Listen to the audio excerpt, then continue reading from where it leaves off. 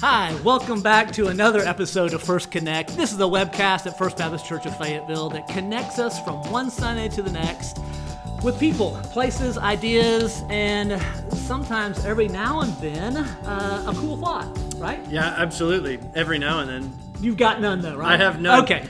No. I was just thinking, cool. Also connects us with the judicial system, the local judicial system. It does. Like for instance, Your Honor, Judge Threet was here last week filling this particular seat, John. and it is now my honor to sit back in my seat on my show, First Connect. But great, you know what? Great work there, John. Outstanding. Funny dude. He filled in. He kind of limped us along. Yeah. I'm just kidding. John, we really appreciate you having been here. He was a great co-host with me, subbing in and all. But Dave, I'm glad you're back. Good to be here. On this episode. So you were off on a little vacation. So tell me a little bit about the home front. What's going on or what's been happening with you and your family? Good week. I was here obviously last Sunday. For anybody that was around, I was here for Leadership Sunday. We did a little interview with Bruce Venable, and then we took off that afternoon down to Lake Ouachita.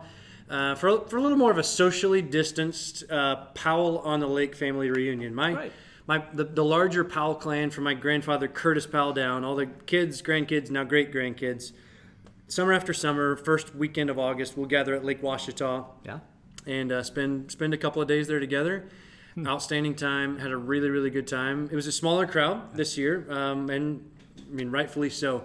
Really enjoyed our time. We got back in town here like Tuesday night. We were here for like 16 hours or so, and then we took off up to Lake of the Ozarks up in Missouri. All over the lakes. Because Steve and Diane Deeds had invited us up to their lake house, and we had an outstanding time with them. So yeah, they have a great place up there. I may have a little glow about me right now, a little bit of that summer shine going on, but it was a really good week.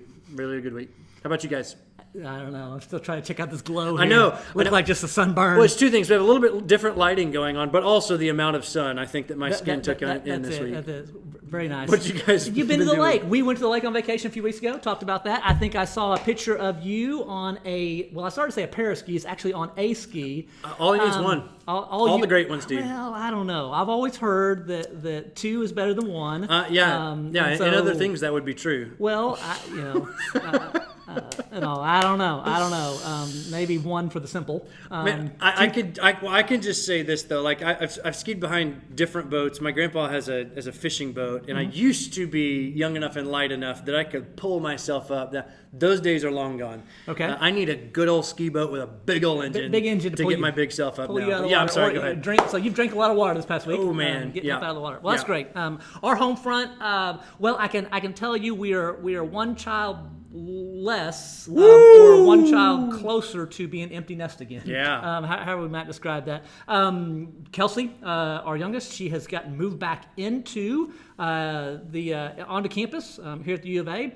So school's getting ready to start again. Yeah. She's actually moved in, so kind of new this year. Rather than moving into a dorm, she's moved into the sorority house. So which one? Go Delta. Oh, Delta. They have a beautiful new house, by the way. If you've ever seen that thing on Maple, yeah.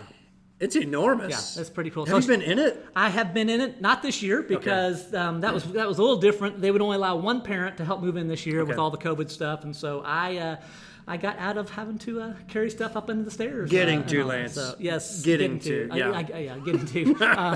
And also, I loaded up the car for them, and then they drove off to school. They took that long journey across town. Man, 7 minutes away. That's probably 10 minutes, isn't it? It's quite a ways. Okay. Maybe an eighth of a tank of gas, depending on what car we're driving. Get you there and back as well. So that's kind of what's new with us starting to move back into that fall school scene. Hopefully it'll last more than 14 days, and all that they'll get to complete a whole semester. We hope. So that's kind of home front. Well, our wives are also coming back to school, starting back in. They both had meetings today. We're recording this on a Monday, getting ready for Thursday starts teacher in service. So for us, in some form, in some shape, life is about to really, really change, at least like you're referencing, for a season of time. We'll see how all this goes. But you were about to talk a little bit, I think, about church happenings as well. What's going on here? Yeah, things with church happenings. So some of you who heard this past Sunday, if you were in our service, either tuning in online or there in person, Lisa Wheat made some announcements. She shared that. Those of you waiting for our extended teaching care, which is really our children's program for preschoolers during the worship service. We've not had that since March. It will begin back in place this coming Sunday. And so how does that strike you? Look, here's my thing. From what I understand, it's especially going to be like a lot of our college girls coming back early to run that early child care. Ladies, I just hope that you got a lot of rest this summer, that you've had plenty of time to kind of recover your sanity and whatnot. Because I'm just telling you, John David Powell is coming back to church this Sunday. And I don't know, I understand they're going to be multiple, at least a handful, 8, 10 young ladies. I'm thinking at least 4 or 5 of them are going to be tasked on John Powell because he's had a summer of growing up and becoming a live wire kind of 3-year-old. And so he is looking forward to coming back to church this week, man. John, if you're out there listening, I try to defend you at every turn. You're such a sweet, kind boy every time I'm around you. So I don't understand it. And you know what? Before just a normal, active boy. It's okay. Before about 7:30 p.m., a lot of times he is pretty sweet. But man, it turns there. There is a knob that just cranks until and it's bedtime. He's fun. He's fun. We look forward, possibly. I know there've been especially a lot of preschool families home. That's been my family. Oh yeah. I've been here, but Erica has mostly been at home with the crew. We're looking forward to see some of you guys back hopefully this week. We got that coming up. We've got the Sunday School relaunch. Yes. Tentatively there for August the 30th. August 30th. If the world holds together, we're looking forward to coming back to in-person Sunday School with some online options for those who can't and aren't ready yet. Yeah. But man, back to in-person Sunday School that this youth minister is really ready to do. Ready for Sunday mornings, ready for Sunday School, August 30th, and then Wednesday nights, hopefully shortly thereafter. We're getting back after it. Yeah. We had Engage come back this week. I was laking this week, so it's not leading worship in Engage, but Jared, Daniel, Saniel, Sarah, you guys did an outstanding job Sunday night. We hoped when we left it off back in June that we would be coming back to in-person Engage. Yeah. We don't think that's too far off. No. In fact, I think we can phase things in. I think we can say in staff meeting this morning we were talking. August the 1st is when we're looking at actually relaunching back. What I meant to say was October the 1st. Thank you. Yeah. Looking at relaunching back with in-person Engage. So we'll be doing those recorded on Thursday afternoon Engages in the meantime. But.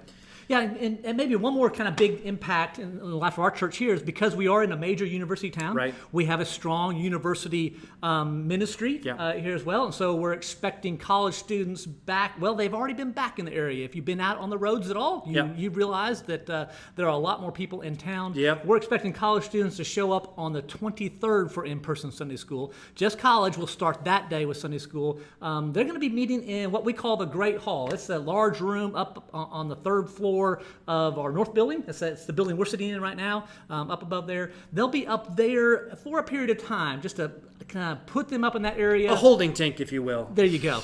Exactly. That's going to be the best space to be able to help them socially distance somewhat, and kind of get in and out, kind of a single entrance area in one sense. And then they have easy access to the balcony of our worship center as well. And so Josh, who works with our college students, our associate pastor, he's going to be encouraging those students to move from the Great Hall into the balcony to do the worship service and all. So those of you that kind of tuck away into the balcony, come on down. Water's warm. Enjoy the college students up there in the balcony, or jump on down into the balcony. Come on down where we are, down on the floor level. It's where the action is. You want to be in the middle of that, in the thick of that. Hey, but we're looking forward to.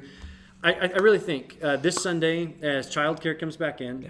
And then 3 Sundays out, as in-person Sunday school comes back in, looking forward to seeing quite a few more of our people rolling back in. So, Doug was preaching yesterday.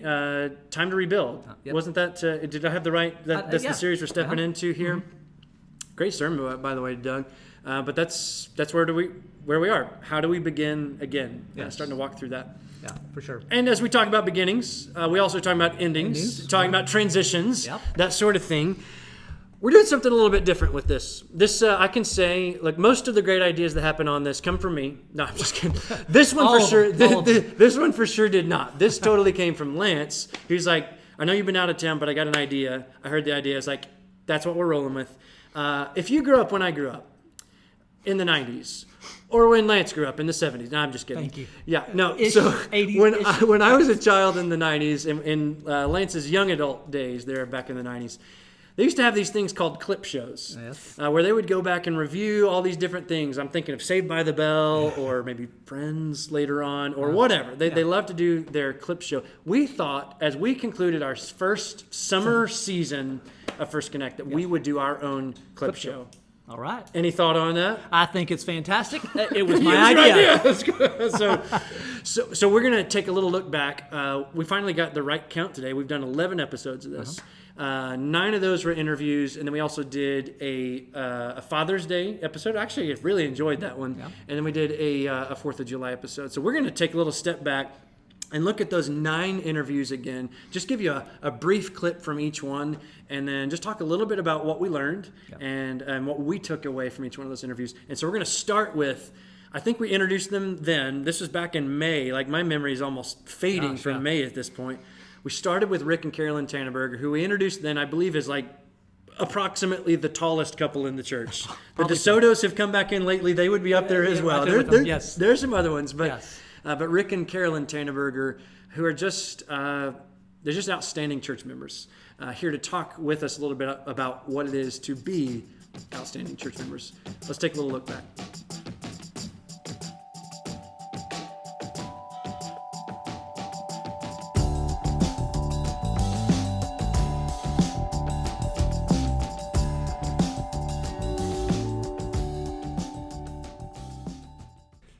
You know, Carolyn and I had really struggled going visiting UBC and First Baptist Church,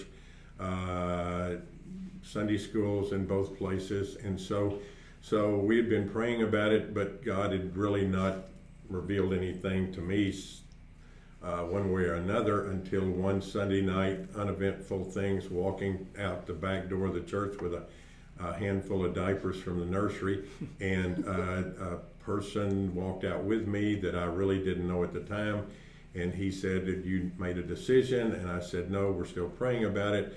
And he said, "Well, I want you to know that we really need you here at First Baptist Church." And I got in the car, said thank you, threw the diapers away, got in the car, and I told Carolyn that I thought God had spoke to us, because I thought that we were looking for a church where we could get plugged in and serve, and I thought God had answered that question. Wow, can you imagine being asked that question, or at least told that this place could really use you? And the Tannenbergers, they stepped up and responded to it, and I'm so glad they did. Absolutely. And that really describes kind of what they've been in the life of this church as we've heard their whole story. So I want to encourage you to go back and listen to this whole interview if you haven't had a chance to before. But they have kind of lived that in their lives, that they sense God called us to a place. Yeah. This was a place that needed us and we needed them, and they stepped into serving there, and they continue to do that, and they really resonate with others that way. Hey, walk alongside me and serve as well is kind of their mantra. Absolutely. But I mean, you can catch that from their story. They were always looking for a place to plug in and serve. Yeah. And like that's just a great model, a great example. That's the reason, really, I think we wanted to start this whole thing with them. Yeah. Just for them to kind of give their account on that, because that's what God would have for each one of us here as a part of the body of Christ, to get in and serve the body of Christ. Good. Right after that, as the next Saturday, I think, we went up into the balcony. Yeah. I was there in my running clothes. I was about to take off on a run, but before I did that, we sat down to talk with the tech crew about what it's been like to be the tech crew in the midst of the coronavirus quarantine. Yeah. The key thing for me, and just echoing really what Vaughn and Julia have said, is this is our act of worship. You know, Paul was not being blithe when he said, whether you eat or drink or whatever you do all to the glory of God. This is our act of worship. And on Sunday mornings right now, this is what God has tasked us to do. We're going to bring more people in. And I know everyone I've worked with up here, this is their act of worship, whether it's Engaged Sunday night or Sunday morning or whatever. What a great asset this is for a church, to have the people up there pushing the buttons, moving around the sliders, pushing the keys, all in the mindset, this is my act of worship to the Lord. Yeah.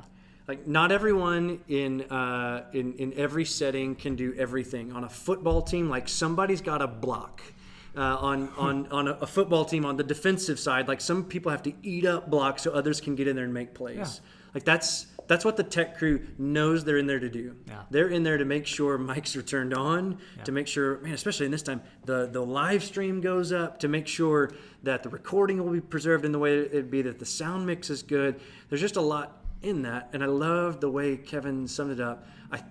Where he said, as Paul says, so whether you eat, whether you drink, or whatever you do it all for the glory of God. And so that's these guys' commitment in the way that they administer technology up there. I love that. That was great. And so Vaughn Skinner and Julia Denharder, along with Kevin, were in that interview. I hope you get to check that one out. Maybe look back at that interview if you haven't had a chance to see it.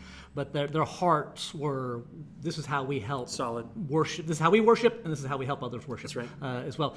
Our next interview that we did was with Josh and Tracy Malden. So the Maldens. Josh is our associate pastor here. Tracy is the one that gets everything done. Absolutely. So thankful to have her. For sure. But hope you enjoy this little clip from that interview as well.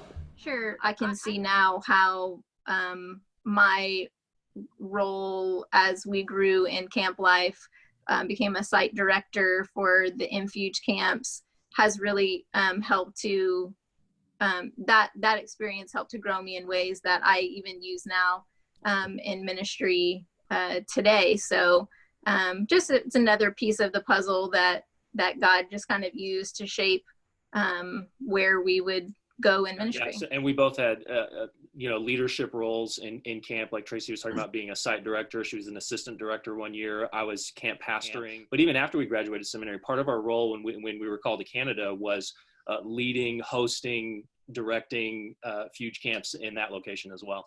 But really where our heart was we wanted to give our lives away for a couple of years. So we started looking with the International Mission Board, the North American Mission Board, about where God might call us, and frankly struck out a little bit. It took us a lot longer to find an opportunity than we thought, and we're really striking out with that until we got a message on our answering machine from one of our friends from the youth camp world, inviting us to be a part of a trip to Canada because he thought that we would serve well there. 2 years. How do you get from Louisville to Fayetteville? We were at a youth camp. I was back doing contract work with a youth camp, and a friend of ours from Canada, who at the time, I can't remember if he was in Louisiana at the time or not, but he knew that we were looking for a job. Our position had been cut with the North American Mission Board and some downsizing, and I'd finished that degree at Southern. We were at a youth camp for the summer, and a friend of mine sent an email and said, "Hey, I just heard about this job opportunity at First Baptist Church, Fayetteville, Arkansas. Can I submit your resume?" Actually, Tracy was the one reading the email. She said, Tim wants to know if you can send your resume to First Baptist Church, Fayetteville, Arkansas. And I famously said to Tracy, I said, he can send it, but they don't want me.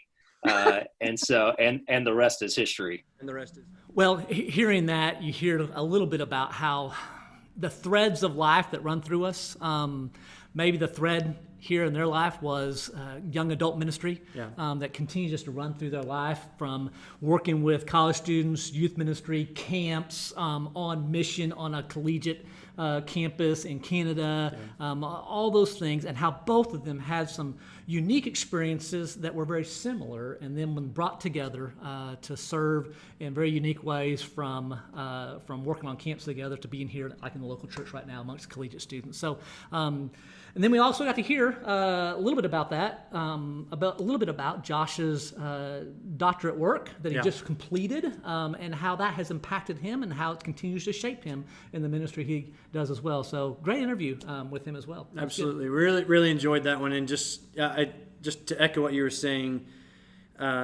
it's always great to see 10 years down the way, 20 years down the way, 30 years down the way, when you're able to kind of go back and sort of trace the Lord's hand through circumstances all the way that God knew what he was doing. Yeah. As Josh, I think, said in that interview, like when he was talking with people about coming to this church, like, you don't want me. Yeah. But God knew exactly what he was doing that. So right after that, we sat down and talked with with Mike Pasley and Jared Ruff about worship, and specifically about what this time that they've been co-leading worship during the quarantine period has been like. Good. So we hope you enjoy this. Well, we pulled one over on you there. We didn't actually want to show a clip from that interview. We just showed you a picture. And maybe in Lance in the editing may still have that picture up now, because I want this picture to sink in for a little bit. For anybody watching this today, Yeah. The picture of these two guys, like Mike, I think is 67, turning 68. I believe, if I've got this right, I think Jared's just turned 21. Big age spread between these two guys. And so for me, coming in week after week in this quarantine period, seeing Mike and Jared co-lead worship together week after week, it's been a really cool thing to see. And when I look and see Mike Pasley's face, what it reminds me is like I see Mike, and that's First Baptist Church. Yeah. And I see my brother and my friend Jared Ruff, and I see him, and that's First Baptist Church too. Yeah. Like both of these generations far apart, and the two of us falling in generations in between those, even like that's all First Baptist Church, and we're all a part of that and in this thing together. And I really enjoyed that interview. You ought to go check that interview out if you haven't seen that one. Yeah. Speaking of the generations, this next interview, we see another generation of students graduate high school within the life of our church. And so you sat down with a couple of our graduating seniors, Amelia Peters and Joelle Tidwell. Joelle, as well. So another great interview. Catch this clip real quick. And I'm excited to live on campus and, you know, be a part of the college ministry. Absolutely. Cool. Stuff like that. Joelle? Yeah, I definitely think, I'm really anxious to see what it's like. I think I look forward to the independence because everyone I've talked to makes it sound like there's like so much growth that happens in that first year. And just seeing the impact that that'll have on me. Yeah, that's awesome. How are you going to remember this place? So how will you remember youth days, like growing up in your house, you know, under your parents' roof there? How do you think you're going to look back on this time? Like I was saying earlier, this has just been my life. It's not like, oh, youth is like obviously a huge part of it, but it's like youth is my life. Yeah. And so. Man, David, I love hearing when young adults say there's an expectation to grow. Absolutely. And Joelle recognized that. It's challenging. People were telling her that she would be growing, I would experience some growth in this time. You and I know that that's the reality of that age as well. And so to hear her acknowledge that and anticipate growing in her faith, growing in communicating that faith, growing in understanding knowledge, that just really, as an educator, in one sense, I really enjoy just hearing that out of those young adults. And so both of those girls did a fantastic job in just articulating their relationship to this church as well. And also, fantastic interview. Gosh, you got to check that out. And just in addition to that, for one, we were struck by that and talked a lot in our reaction to that interview about, man, we all need to be growing. Yeah. Like, why is it at 36 years old and at a few more years old than that? 50. 50 I'm okay years with that. old. I'm okay with we, at some point, give ourselves permission to stop growing. Yeah. I don't know that God gives us that same permission. And so I was so challenged just getting to sit down and talk with her. And Amelia had thrown one thing out there as well when she said, youth is my life. That was more or less the quote from her. And I just love the way that both of these girls had just immersed themselves in our ministry, embraced as their own, all in, and invited others along for the ride, and helped them to find, like, this is a really great place to belong. You can find something of who you are and who you're supposed to be here. So much enjoyed that. Shortly thereafter, we sat down and talked with the lady who escorted them not through their teenage years, but through their childhood years before that. The lady down the hall from me. The princess herself, Her Majesty Lisa Wheat, and talked a little bit about children's ministry in the midst of the quarantine. We have about 65 families in our church. So my responsibility is babies through 6th grade. Yeah. And so they're really one ministry, but 3 distinct ministries, preschool, children, and middle school. And so I just thought I don't know how this is going to work. And so it got me a lot of anxiety. But, the hard part about it for me, one of them was technology. Oh, yeah. I am not a technology girl. I rely on the rest of you guys to help me through technology, And so technology was difficult, and how you're going to do that with 3 ministries and 65 families. Yeah. And then the second one was just missing our kids, trying to think, how are we going to make connections with our children and our families and all there, and how am I going to do that? That was really, really a challenge. Well, Lisa admitted maybe her illiteracy in technology, right? Not the most I know. technologically savvy, no. And if you were around her very long, you might agree, but the ministry that she's led this summer has not been deficient of technology, because it is really evident if you go on our Facebook page or our church website or the children's ministry Facebook page, you will see children's ministry video after children's ministry video after children's ministry, and pictures and pictures and pictures of all the things happening in the children's ministry throughout this summer. Facebook Live was our friend in children's ministry, and Lisa was able to gather the church, gather people to make that happen. So it was a beautiful picture, kind of a behind-the-scenes picture of the church stepping up in some hard times to make some things happen where Lisa felt deficient, but yet it did not become a deficiency. Pulling others in to help make the thing go. I just one bone to pick. I got a whole bunch of kids in the children's ministry, and we only won one giveaway this summer. It seems statistically improbable. So we're still reviewing what exactly was going on behind that. But hey, you did great. Hope you guys will check out that interview with Lisa if you didn't get to see that. I think it was pretty fantastic. It was. Right after that, we sat down to talk with Lynn Lloyd, who is something of a... He's been a pretty heavy influence on my life. My life and about probably 2,000 or 3,000 other lives. That is what it is. I didn't actually... It kind of kills me that I didn't get to be here for this interview, but you and Josh sat down to interview Lynn. Let's hear a little bit from him. Our campus ministers are working overtime to do extra Zoom calls with leadership, to develop their leadership. Leadership development, developing your student leaders is the key to your ministry. Your ministry isn't about you as much as it is about what kind of leaders you have and their ability to be salt and light on the campus. They speak into a world that we can't. And so this leadership development has been difficult at best, but it is continuing to do so. The second big challenge is getting the names of freshmen, those that are coming in. And our campus ministers have worked, I think, harder this fall, this spring, the last 2 months in recruiting. BCM is much like a football team.